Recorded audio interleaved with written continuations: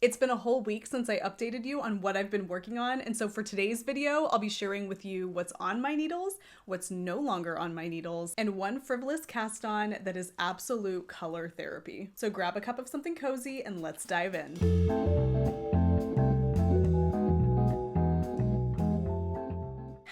Hello, and welcome to the Wool Needles Hands Knitting Podcast. My name is Tayler, and I will be your host. This is a podcast primarily about knitting, though I do get up to other fiber-related topics from time to time. I'm coming to you today from Henderson, Nevada, which is where I am from and where I live with my husband Brandon, my sons Angus and Ronan, our dog Pepper, and our cat Oscar. It is so nice to be back with you guys today. Thank you so much for taking the time to check out the podcast episode. If you are a new viewer or subscriber, thank you, welcome. And if you are a returning viewer and subscriber, welcome back. I do have a lot to share with you today, but before we get into the meat of the episode, I want to cover a few admin details first. I am sharing the show notes for the podcast episode via QR code right here on the video, just in case you happen to be watching from a smart TV. You can also access the show notes for any of the episodes from 2 episodes ago forward over at woolneedleshands.com. That link is down below in the description box. You can check out all of the links that I mentioned here that way, or what you can do if you are watching from a smart TV is you can take the camera on your phone and hover it over this QR code, and that will provide you with a direct link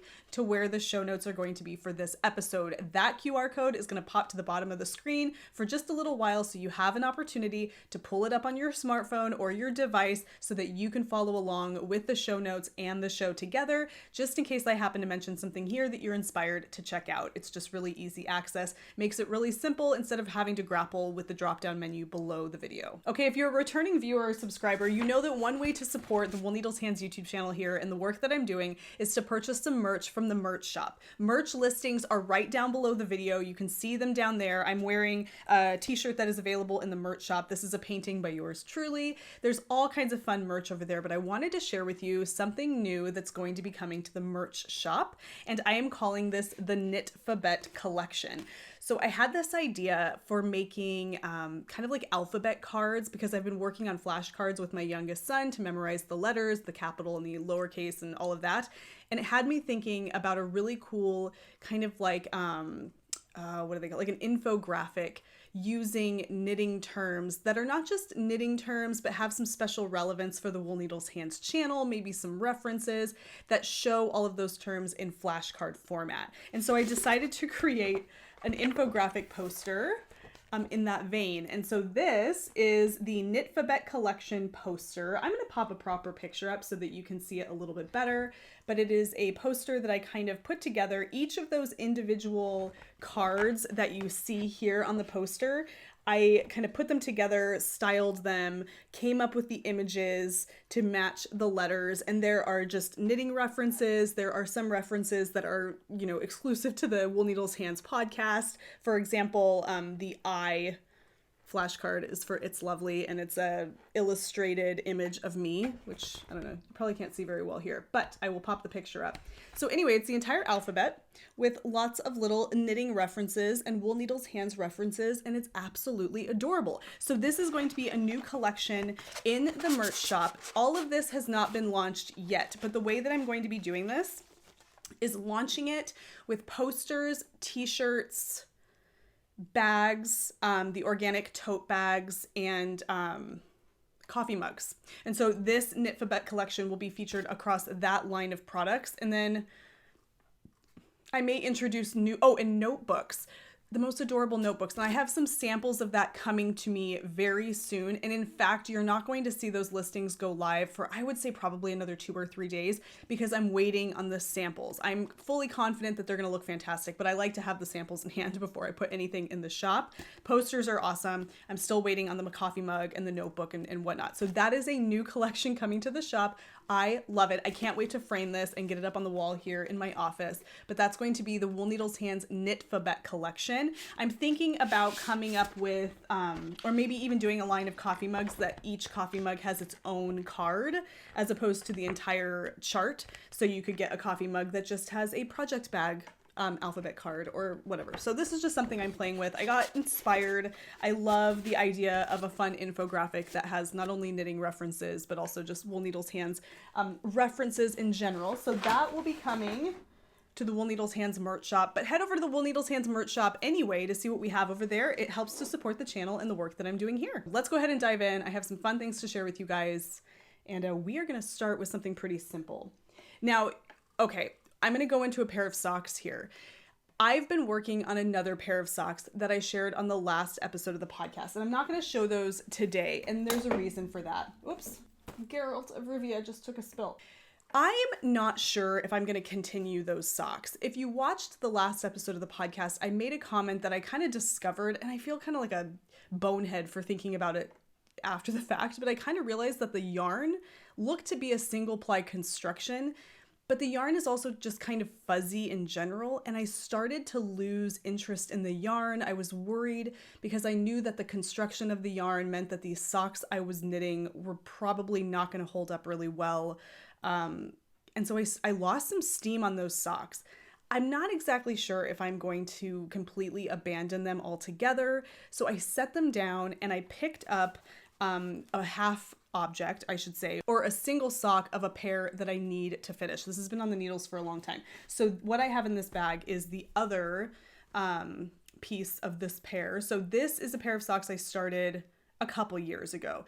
This is Nomadic Yarns self-striping yarns, and they are my absolute favorite self-striping yarns. They're just beautiful. Her color combinations are fabulous. That's Ashley Aguilar, I believe.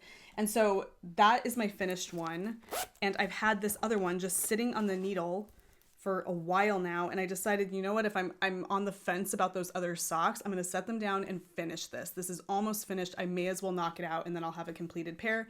And then I can kind of come back to that with fresh eyes and fresh fingers and see if I want to continue that pair or if I want to take it off and do something different. So we'll see. So this is what I have so far of these self-striping socks. So not a whole lot to write home about, but I'm super close to having a completed pair of socks.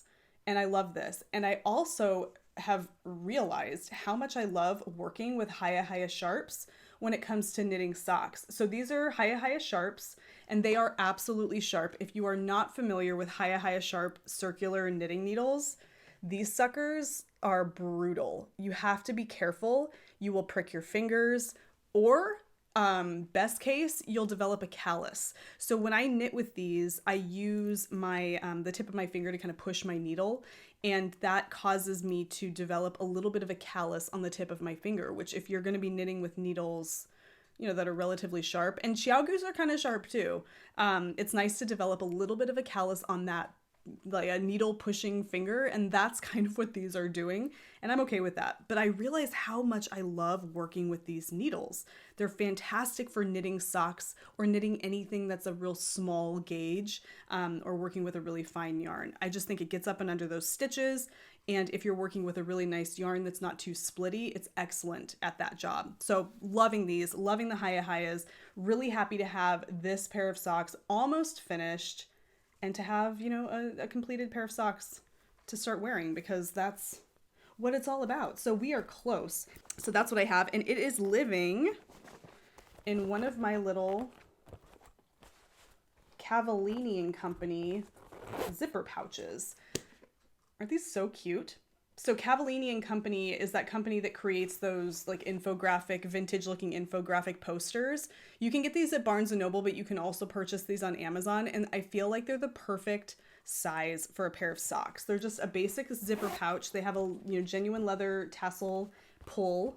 And yeah, it just fits really nice for a pair of socks. If you're knitting socks 2 at a time, which is what I typically do, it fits in there really nicely as well. So that is where my little stripy socks are living, and I am super excited to have those finished because these are so adorable. Look at those stripes.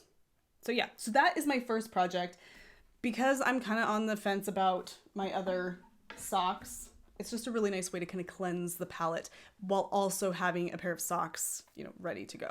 Okay, so something kind of frivolous that I casted on. Well, I don't know if you can consider this casting on because it's crochet, but I saw this come across my Instagram feed from Mama in a Stitch, who is Jessica Potaz. Correct my pronunciation if I'm pronouncing that incorrectly. But she has some lovely crochet patterns, lovely blanket patterns, knit patterns, all of these things. She had just posted, I think she had just published this pattern for what's called the Sundance Throw. And it is so beautiful. It is a granny stripe ripple stitch. So it kind of has that chevron pattern with all those really gorgeous, that gorgeous array of colors. I have a picture here to show you. I saw that and just immediately knew I wanted whatever that was. It was absolute like frivolity and just like a spontaneous thing.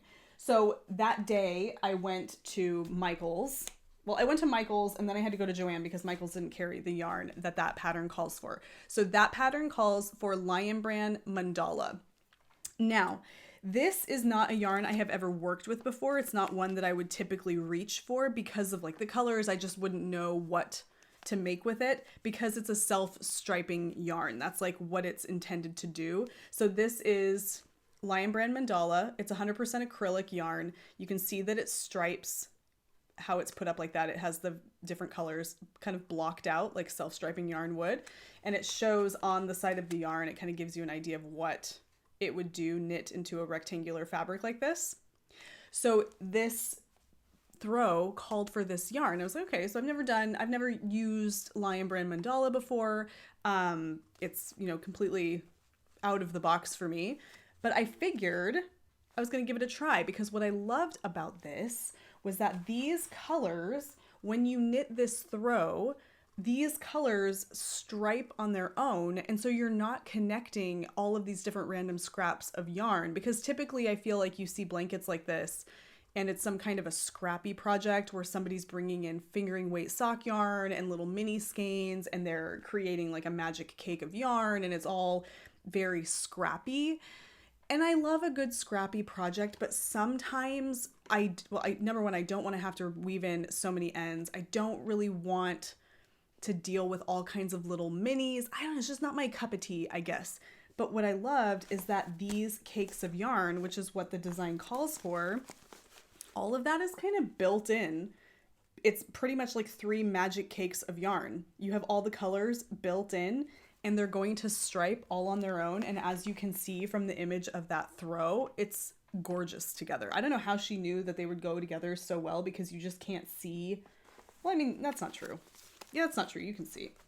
I mean, look how pretty these are all together. I would never I guess I would never think to put these together. But when you see them in the blanket and you see all the different sections kind of laid out, you realize like, wow, that just goes together so beautifully. I was so inspired. Like the chevron, the granny striping, all the colors, and then the tassels at the end. Like I got the yarn and I immediately started and I wanted something. I don't know what it was last week. I think it was because I was taking a little bit of a break. I was just really embracing the cozy, trying to recharge my batteries, and something like this is perfect for that. And I've been working on my projects, but I just liked having a little bit of a palette cleanser project. Do you get tired of hearing people say that? I get it. But here's what I have so far. You guys, look at this. And what I love most about this is watching the colors come off of the cake and onto this throw and have it just look so pretty. So these are all the colors that I have so far, and this is where I'm at in my cake. And I like it. I like it. The yarn is nice. I don't know if I would knit with this yarn, and that's only because the yarn does tend to be pretty splitty. It's not, in my opinion, the nicest put up. I feel like it is a little splitty. It's not, I don't know. I mean, I guess I wouldn't really knit. I don't know. It's not my favorite. But for something crochet that I really am just loving the colors, that the splitty nature of the yarn really isn't too much of an issue, and something that I can wash, because I want this to be washable. My kids, they like to make tents and they like to curl up in the blankets, and if they're sick, you know, whatever. I just want this to be washable. It's really important. And it is completely washable. Yeah, machine washable and dryable. So I just need that. I need it to be like that if it's going to be a blanket or a throw that's going to be kept in the main part of the house where the kids can use it and whatnot. So that is one of the things I'm loving about this, is that it's going to be easy care and the colors are so fun to watch, you know, unfold. So I'm really happy with this.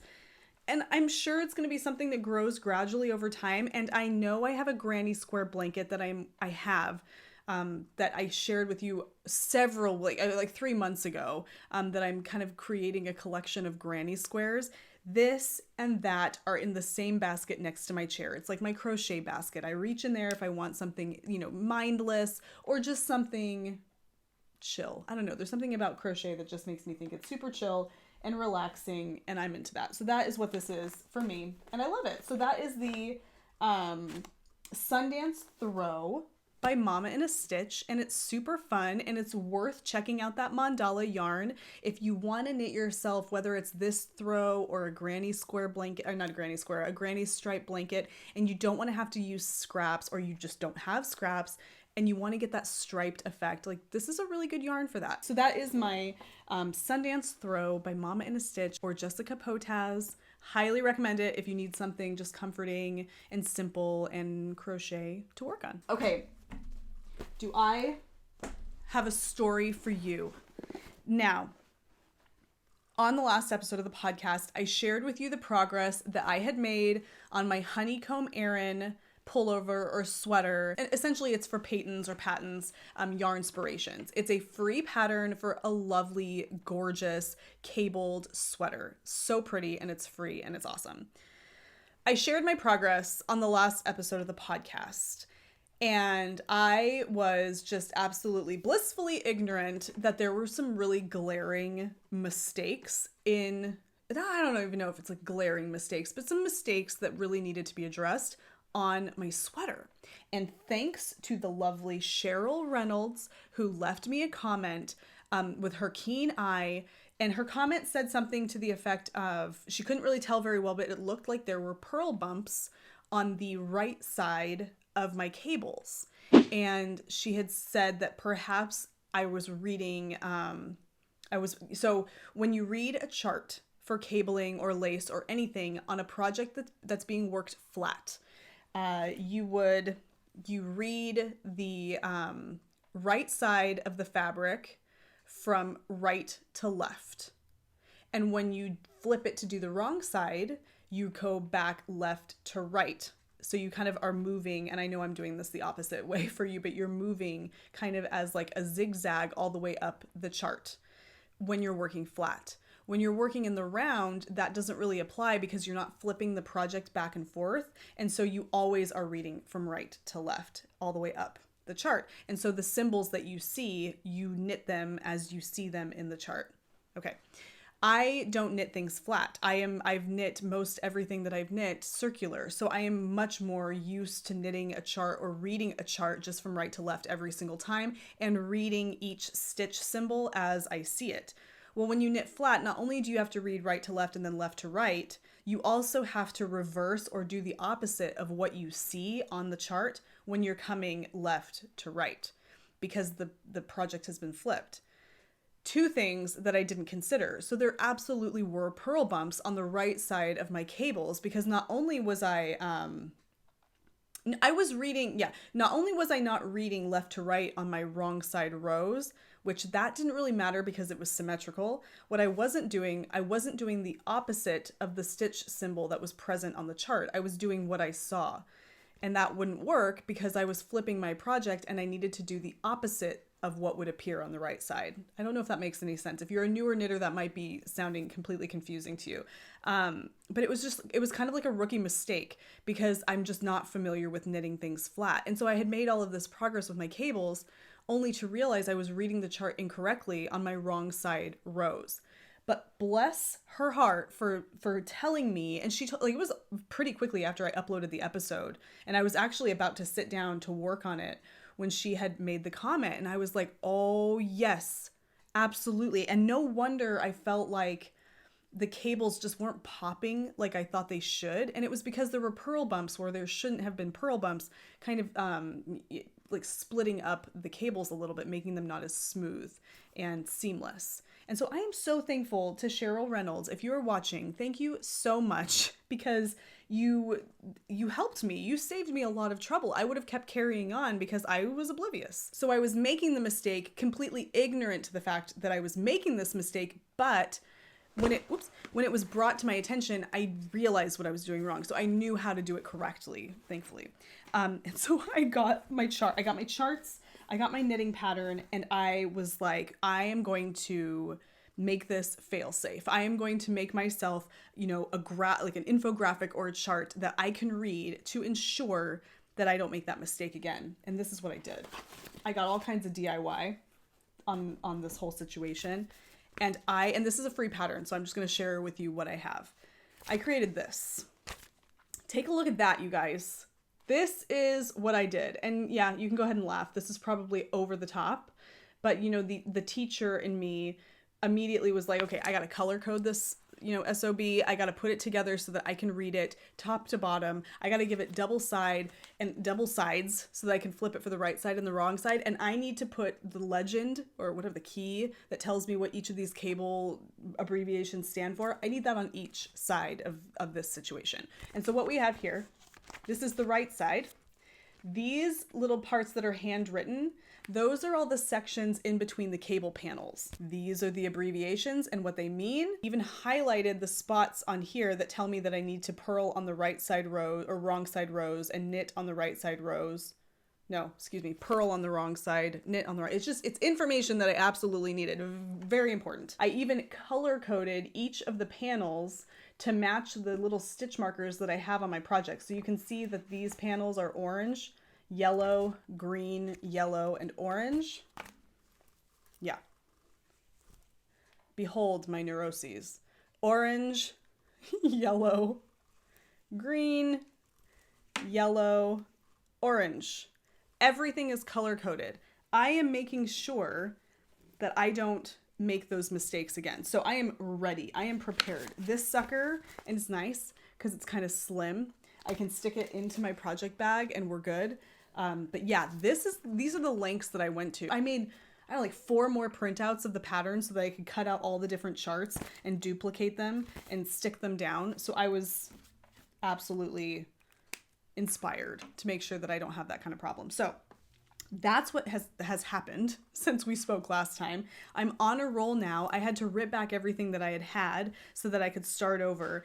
After ripping back and doing this and a couple of other things, I kind of set it down. So I haven't worked on it in a few days, but I did make some good progress. I am in a much better position to complete this now because I don't have purl bumps on the outsides of my cables. And it is living in my funky Firebrid project bag, which I love. You guys definitely need to check out Funky Firebrid. I've linked to this in the QR code. You can find this over in the show notes. I absolutely love it. I'm gonna go ahead and stick my little infographic back in here because I need it. Oh, and I also needed Post-it notes. You know, one of the things about cables, you gotta go into cabling prepared, okay? You can't just pick up a cable pattern and just assume that you're ready to go. You have got to prepare yourself. Gird your loins. You have got to prepare yourself mentally. You have got to prepare yourself physically in terms of like your tools and all the things that you have ready and the charts that you're gonna need and the Post-it notes so that you can keep track of which, you know, like row you're on or highlighter tape or whatever it is that you're using. I mean, of course, if you have some kind of digital pattern and you're doing it that way, that's fine. I couldn't do this digitally. Sorry, digital age. This is the best way for me to handle this without making a lot of really rookie mistakes because I am a complete rookie when it comes to cabling and knitting garments and pieces. So just know that going forward, this is going to be a journey and we are in it together. Okay, this next one that I'm sharing with you is actually what my submission is going to be for the Wool Needles Hands Break the Curse knit along. You may know that we are doing I'm hosting a knit along called Wool Needles Hands Break the Curse. We are knitting sweaters for a special man in our life, and it's called Break the Curse because it's kind of a nudge to the whole, if you knit a sweater for your partner, they're gonna leave you before you finish the sweater. It's just something funny. It's quirky. It's very loosely tied to this knit along, to be completely honest. But this is going to be my submission for that. I am knitting a sweater for my husband. Now, I was knitting the Atlas sweater by Jared Flood, and I have since changed my mind about this for a couple of different reasons. And I know that this is probably going to be like deflating and disappointing for some of you who are excited to see me knit this Atlas sweater. But here's the thing. The yarn that I chose to knit that sweater is Aran weight yarn. It's woolen spun. And it's going to knit a color work sweater. So the Atlas sweater is kind of a Lopa Pesa style or Lopi style sweater. So it's a color work yoke, it's bottom up, but it's just a pullover style color work circular yoke sweater. And it's beautiful, but it's going to make a very thick and heavy sweater. And I realized that actually as I started knitting the sleeves. So I was knitting the sleeves 2 at a time using the yarn. So this is the yarn that I was using. It's Green Mountain Spinnery yarn in the Weekend Wool base. It's an Aran weight, worsted weight yarn, but it's more heavy. So it's more on the Aran side. And it's lovely yarn. But the gauge that I was needing to knit to in order to meet gauge and knit the proper size that I was, going to need for my husband, the fabric was just dense and thick and hot. It just seemed so much. And so you can see that I am absolutely committed not to finish these sleeves because there's not even a needle on them anymore. But can you tell by looking at this just how dense that fabric is? And that's me going up a needle size. I went up an additional needle size to get a looser fabric and I just wasn't getting it. This to me, it just feels like it's going to make a really dense sweater that's not going to be something my husband can wear frequently. He just wouldn't be able, I would assume he probably would be able to wear this maybe once or twice a year, just because there's never an opportunity for us to wear sweaters like this that frequently. And I want the sweater that I make him to be something that he can throw on and wear inside the house, or inside and not have it be so stifling. And that's what that felt like to me. It was just going to be stifling. So I was working on that and I was just really losing inspiration and interest. The fabric wasn't doing it for me. The thought of the sweater, as beautiful as that sweater is, just wasn't inspiring me anymore. I remember my husband saying to me he really liked the look of a raglan sweater. He liked the raglan seams. He liked that kind of casual look. And I didn't ignore that when I chose this sweater. I didn't ignore that. I knew that was what he wanted, but I was also thinking too that maybe having something with color work would make it more special. I don't know, whatever. So I kind of feel like I really should have remembered and listened to what he said about that raglan construction, because the construction of a sweater is going to really make or break how that feels on you when it comes to your preferences. If you have a preference for raglan sweaters, or that design and that shape on your body, a circular yoke isn't going to tick those boxes for you because it's doing a whole different thing to your shoulders. So I stepped back from those sleeves and I thought, okay, I did make a pretty big investment in this yarn for this sweater, and I'm okay with that because I love the yarn. And if I wanted to knit maybe a future Franken sweater or something similar to that in a much more open gauge with that yarn so that it's not quite so dense, I could absolutely use that. So I'm not too worried about that situation. But I knew I needed to make some adjustments to my plans for my husband's sweater. But it was almost like the universe heard my plight or heard my concern. And that day that I had made the choice to do this, that I was, going to kind of back away from that project and do something different, I received a package from Megan of Lovely Valley Wool. Now, you may remember that I shared with you Lovely Valley Wool several episodes ago on the Budget to Bougie series for rustic yarn. And I think I actually talked about them on another episode as well. And they have a wool, a fiber farm up in northern Nevada. And they produce yarn and woven blankets, and they sell them, I think, out of their I think Megan sells them from Oregon. And I really loved the backstory of their yarn. And I loved that they were regionally local to me. And so it was this whole thing. And you can learn more about that on that episode of the podcast. And I can link to that down below. But their Lovely Valley wool, based out of Northern Nevada. It actually says here it's an all-American product from the family and friends of Lovely Valley wool. Together, we're on a quest to support local and sustainable agriculture. Sheep are raised on the Dufferina Ranch in Northern Nevada. And the wool is milled by Mountain Meadow in Buffalo, Wyoming. And then Megan lives in Oregon. So this is the yarn from Lovely Valley wool. It's absolutely gorgeous. It is Rambouillet Merino, 100%. And this is the natural color. So all of the Lovely Valley wool is naturally colored. And the colors are, they will spin various different natural colors together to get different values of those colors, which I think is really cool. So this is what I had originally purchased myself several months ago. I purchased 6 skeins of this sport weight yarn, and each skein is roughly 350, give or take, yards. So I had purchased these way back when, and I hadn't figured out what I was going to do with them yet. They've been sitting in my stash.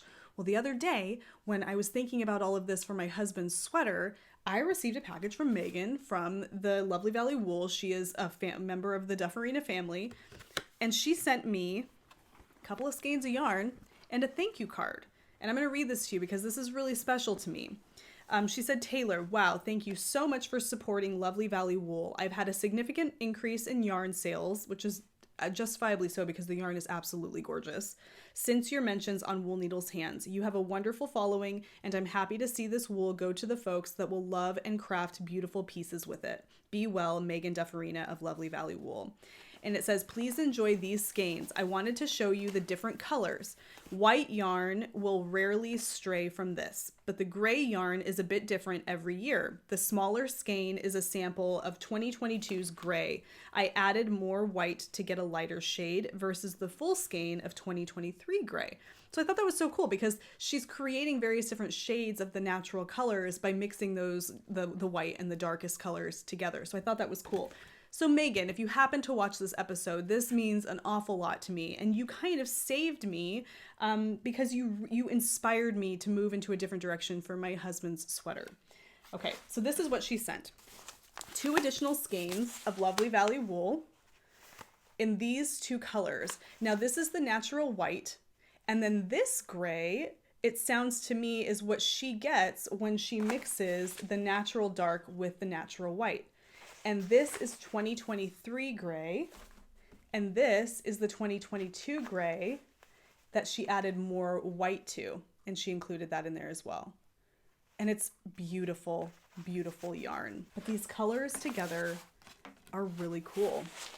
So look at all those together. Now, what I'm going to do in just a second is I'm going to switch to black and white. So you're going to see the screen go black and white, and you're going to see how nice these contrast. So you can see that here. So they contrast really, really well, which was surprising to me because I felt like this dark and this dark down here and then the gray at the top were kind of close enough that I thought maybe the contrast wouldn't be there, but they do contrast really nicely. So this got me thinking. This is beautiful yarn. It's regionally local to me. It's actually it's state local. So that's really special. I have plenty of it here to knit my husband a lighter weight sweater. And I was thinking, my husband, he would love a color work, sweater with like a Lopi inspired motif or some kind of a Fair Isle motif. He would love that. But what I feel like he would wear more and what would be more like kind of his style on an everyday, wearable basis would be some nice stripes. Not overall stripes, but maybe like yoke stripes.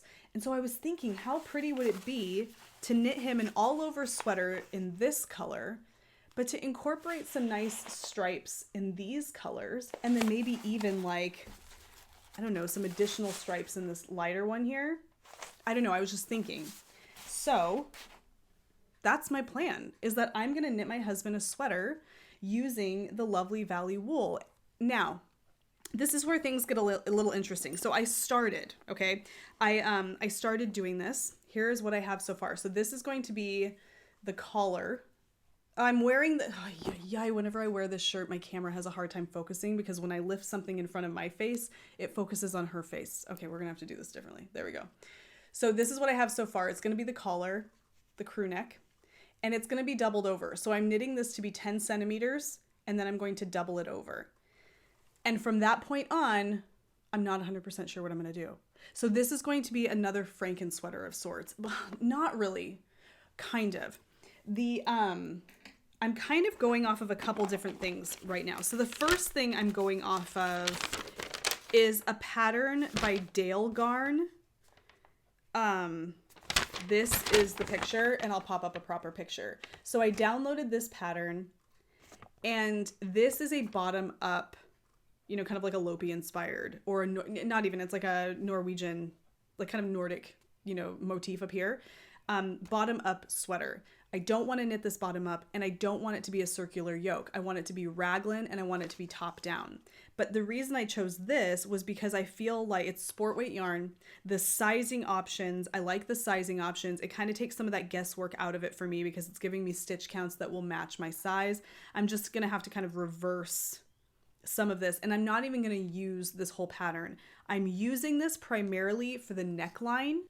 In terms of the raglan shaping, that I'm actually going to just be improvising based on his measurements. For short rows, I found a website that tells you how to do short rows, and it is susannawinter.net, and I'm going to link to this down below, but it tells you how to kind of do proper short rows if you're knitting something top down, which is what I'm going to be doing here. And she gives you like reasons why you would use short rows for raglan shaping, and then she kind of gives you a breakdown of how to go about doing it.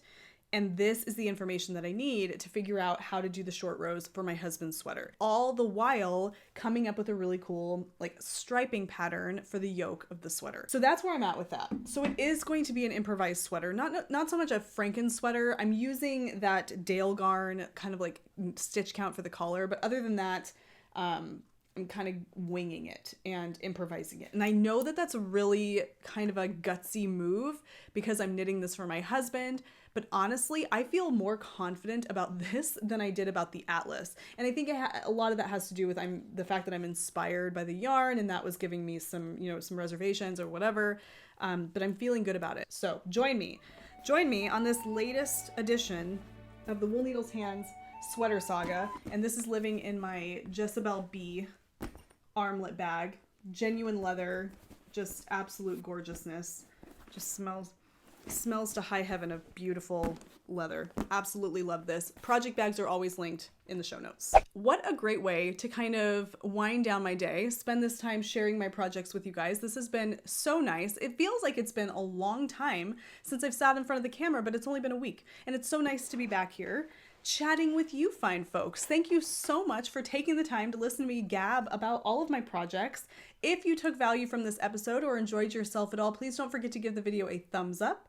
Definitely subscribe for more content and click the bell icon so that you can be notified anytime I upload something new, which is every Wednesday and every Sunday. And don't forget, if you'd like to show some additional support for the channel, head over to the Wool Needles Hands merch shop where you can snag some fun conversation starters, including the Knitfabet collection coming soon, and just show some support for your favorite knitting podcast. In the meantime, and until we meet again, happy knitting, happy making, happy whatever it is that you're doing. Take care, be well, and I will see you soon.